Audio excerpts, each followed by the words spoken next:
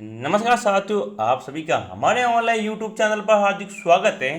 प्रिय विद्यार्थियों, आज बात करेंगे वर्तमान महावीर ओपन यूनिवर्सिटी कोटा के अंतर्गत जून एग्जाम 2023 की, जिसके अंतर्गत हम आज बीएससी फर्स्ट ईयर के पेपर के बारे में बात करने वाले हैं, जिसका पेपर कोड है ZO02 और पेपर का नाम है कोशिका विज्ञान एवं अनुवांशिकी। यानी किस प्रकार का कोशिका विज्ञान एवं अनुवांशिकी का पेपर आपके एग्जाम में आने वाला है।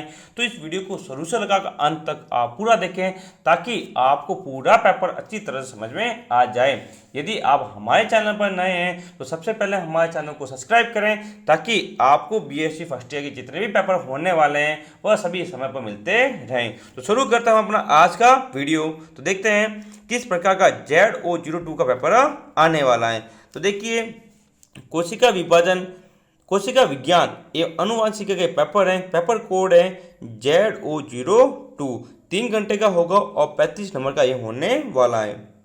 ठीक है साथियों, इस वीडियो की पीडीएफ आपको हमारे Telegram channel NCERT GK with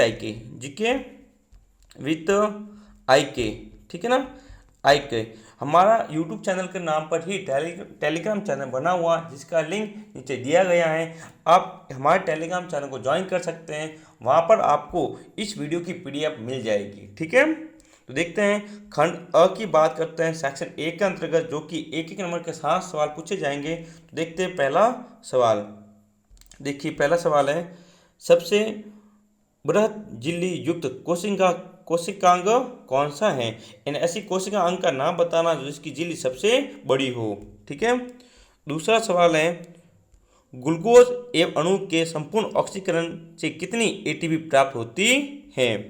तीसरा, कोशिका में विषहरण किन कोशिकाओं में होता है। किन कोशिकाओं में, ऐसे कौन से कोशिका अंग है जिनमें कोशिका में क्या होता है, विषहरण होता है।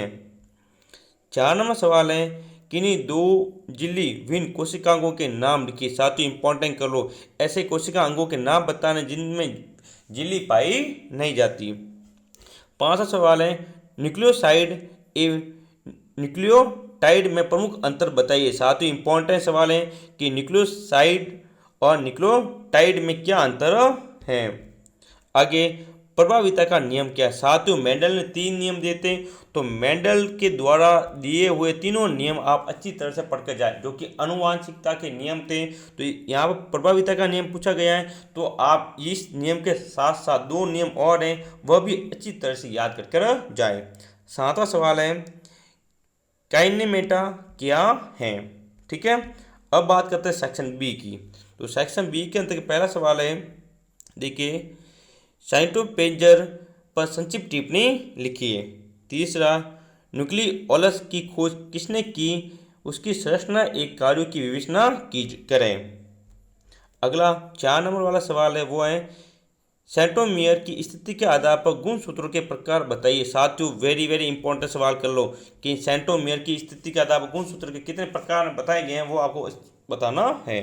5वां, उचित चित्रों का प्रयोग करते हुए न्यूक्लियोमोसोम की विवेचना करें। ठीक है, वे मोस्ट सवाल आ चुका 6 नंबर, अर्धसूत्री विभाजन। एक तो होता है समसूत्री, एक तो कौन सा विभाजन होता है, समसूत्री, एक होता है अर्धसूत्री विभाजन में प्रोपेन प्रथम की विभिन्न उप अवस्थाओं का वर्णन करें या फिर कीजिए। ठीक है, 7वां सवाल है, वो है, गुणसूत्रों की विभिन्न संरचनात्मक विसंगतियों की विवेचना करें। 8वां इंपॉर्टेंट कर लो, लाइसोसोम पर संक्षिप्त टिप्पणी लिखनी। लाइसोसोम क्या होता है, जिसे कोशिका की आत्मकाल थैली कहा जाता है, तो लाइसोसोम पर आपको टिप्पणी लिखनी है। ठीक है ना। हाँ, अगला सवाल है, कोशिका द्रव्य वंशानुगति को समझाइए। कोशिका द्रव्य वंशानुगति क्या होती है उसके बारे में आपको बताना है। साथियों यदि आपको हमारा वीडियो अच्छा लगे तो इस वीडियो को लाइक करें, ज़्यादा से ज़्यादा शेयर करें। साथ ही यदि अभी तक आपने हमारे चैनल को सब्सक्राइब नहीं किया, सबसे पहले हमारे चैनल को सब्सक्राइब करें। अगला सवाल देखते हैं पार्ट सी का। देखिए इंपॉर्टेंट सवाल कर लो, ठीक है ना, कि डीएनए की द्विकुंडली संरचना क्या होती है। इंपॉर्टेंट पक्का एग्जाम देखने को मिलेगा कि डीएनए की द्विकुंडलित संरचना।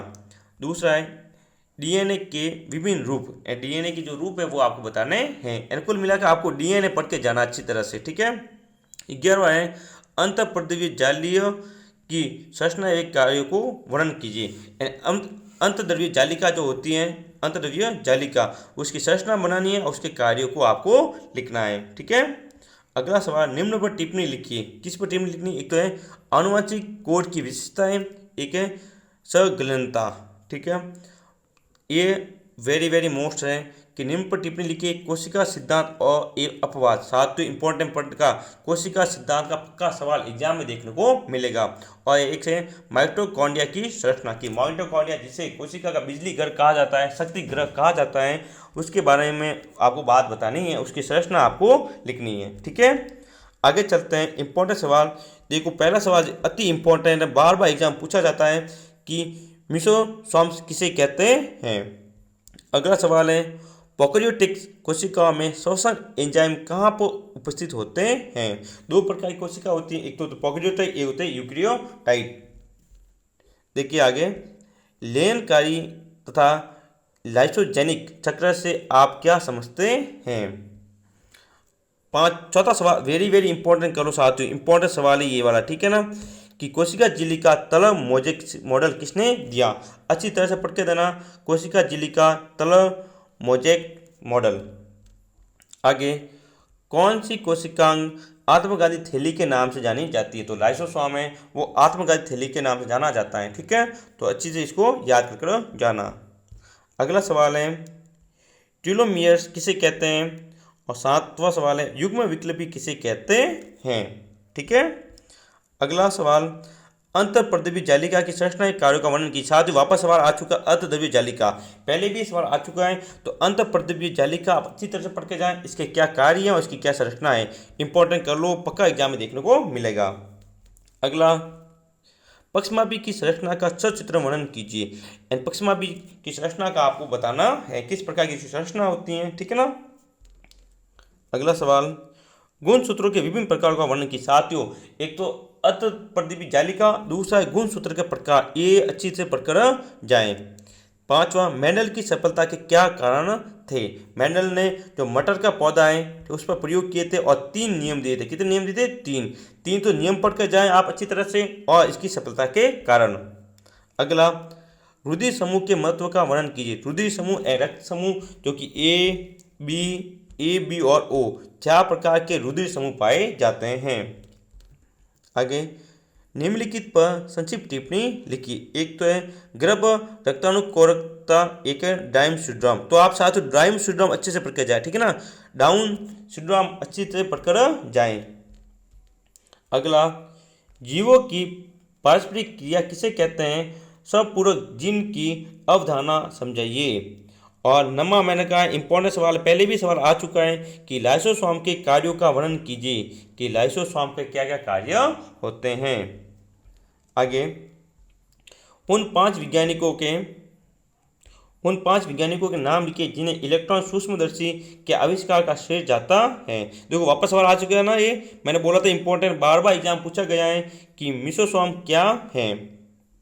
तीसरा सवाल है, लिपिड में अणुओं की 3 प्रकार की गतियों को सूचीबद्ध कीजिए। अगला सवाल है,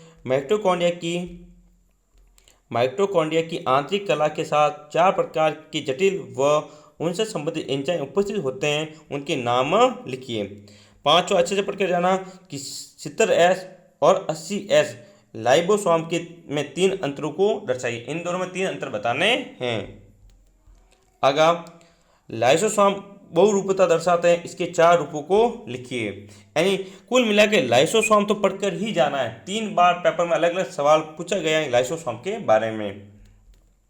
आगे सवाल है, सूक्ष्म नलिकाओं के 4 कार्य लिखिए। 8वां, डीएनए पुनरावृत्ति में मुख्य रूप से 3 एंजाइम सक्रिय भूमिका निभाते हैं, वे कौन से हैं? यानी डीएनए में कौन कौन से एंजाइम पाए जाते हैं जो मुख्य भूमिका निभाते हैं, उसके बारे में आपको बात करनी है। आगे, अनुलेखन क्या है समझाइए।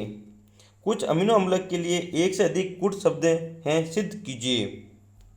अगला सवाल है, पॉलीपेप्टाइड श्रृंखला के समापन पर एक टिप्पणी लिखिए कि पॉलीपेप्टाइड श्रृंखला है उसका समापन किस प्रकार से होता है वो बताना है। साथियों, यदि अभी तक आपने हमारे चैनल को सब्सक्राइब नहीं किया तो सबसे पहले हमारे चैनल को सब्सक्राइब करें और बेल आइकन को दबाएं ताकि आपको बीएससी फर्स्ट ईयर के जितने भी पेपर होने वाले हैं सबके वीडियो समय पर मिलते रहें। 5वां सवाल देखते हैं, बस अंतिम 2-3 सवाल बाकी है। तो निम्नलिखित पर टिप्पणी लिखिए। एक तो है सिनेप्टोनीमल जटिल और विनिमय का महत्व। अगला सवाल 6, विसंयोजन के नियम की निश्चितता कैसे की जा सकती है? मेंडल की सफलता के कारणों पर भी प्रकाश डाला। साथ देखो वापस सवाल आ चुका ना, मेंडल की सफलता के कारण 2 से 3 बार एग्जाम पूछा जा चुका है, इसलिए आप इसको अच्छी तरह से पढ़कर जाएं। 7वां, बहुसूत्री 2 प्रकार के होते हैं, विवेचना कीजिए। आगे गुणसूत्रों पर जीन के स्थान निर्धारण में गुणसूत्र चित्र की महत्ता को समझाइए और निम्नलिखित को समझाइए। किस किस को समझाना देखिए। एक तो समपूरक जीन, ये वापस आ चुका है समपूरक जीन, एक है बहुरूपी जीन। दोनों की परिभाषा अच्छी तरह से पढ़कर जाएं, पक्का एग्जाम में देखने को मिलेगा सवाल। साथियों, इस चैनल की पीडीएफ आपको हमारे Telegram channel NCERT GK with IK पर मिल जाएगी, जीके विद IK पर मिल जाएगी। ठीक है, तो अभी हमारे टेलीग्राम चैनल को ज्वाइन करें। ठीक है, तो साथियों ये थे महत्वपूर्ण ZO05 के सवाल। साथियों, यदि अभी तक आपने हमारे चैनल को लाइक नहीं किया है तो अभी लाइक करें, इस चैनल को सब्सक्राइब करें ताकि आपको बीएससी फर्स्ट ईयर की जितने भी वीडियो हैं, जितने पेपर होने वाले वो समय पर मिलते रहें। तो मिलेंगे हम अगले वीडियो में, तब तक के लिए जय हिंद, जय भारत।